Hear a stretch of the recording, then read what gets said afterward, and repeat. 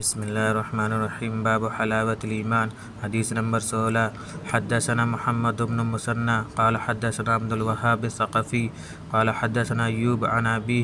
أبي قلابة عن أنس عن النبي صلى الله عليه وسلم قال: ثلاث من كن فيه وجد حلاوة الإيمان: أن يكون الله ورسوله أحب إليه مما سواهما، وأن يحب المرء لا يحبه إلا لله، وأن يكره أن يعود في الكفر كما يكره أن يقذف في النار.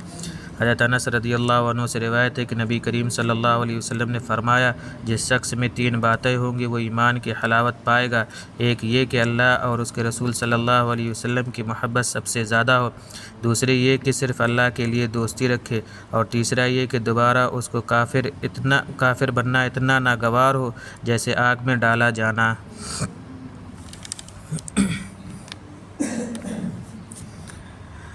باب علامة الإيمان حب الأنصار. حديث نمبر 17. حدثنا أبو الوليد قال حدثنا شعبة قال أخبرني عبد الله بن جبر قال سمعت أنسا عن النبي صلى الله عليه وسلم قال: آية الإيمان حب الأنصار وآية النفاق بغض الأنصار.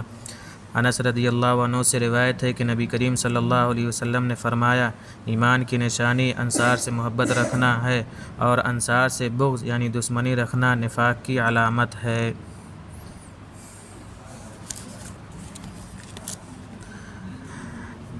حدیث نمبر 18. حدثنا ابو الیمان قال اخبرنا شعیب عن الزہری قال اخبرنی ابو ادریس عائد اللہ بن عبد اللہ ان عبادة بن صامت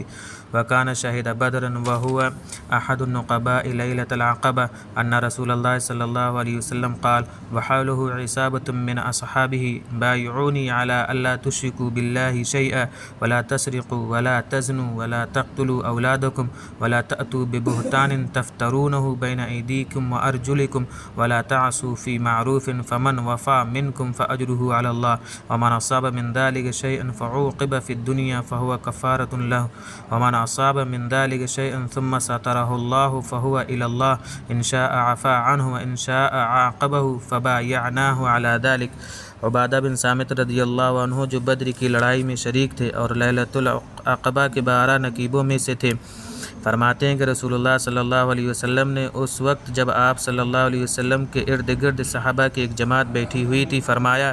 کہ مجھ سے بیعت کرو اس بات پر کہ اللہ کے ساتھ کسی کو شریک نہ کرو گے، چوری نہ کرو گے، زنا نہ کرو گے، اپنی اولاد کو قتل نہ کرو گے، اور نہ عمدن کسی پر ناحق بہتان باندھو گے، اور کسی بھی اچھی بات میں خدا کی نافرمانی نہ کرو گے.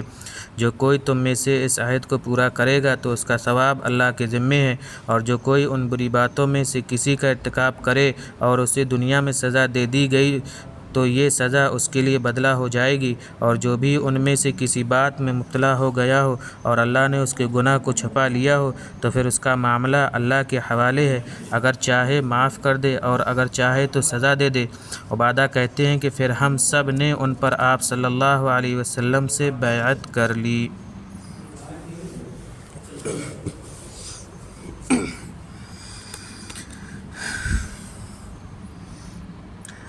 باب من الدین الفرار من الفتن. حدیث نمبر 19. حدثنا عبد الله بن مسلمة عن مالك عن عبد الرحمن بن عبد الله بن عبد الرحمن بن أبي صعصع عن أبيه عن أبي سعيد الخدري رضي الله عنه أنه قال: قال رسول الله صلى الله عليه وسلم: يوشك أن يكون خير مال المسلم غنم يتبع بها شعف الجبال ومواقع القطر يفر بدينه من الفتن.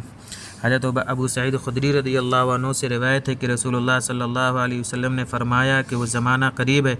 جب مسلمان کا بہتر مال وہ بکریاں ہوں گی جن کے پیچھے پہاڑوں کی چوٹیوں اور بارش کے مقاموں میں وہ اپنا دین فتنوں سے بچائے ہوئے بھاگتا پھرے گا.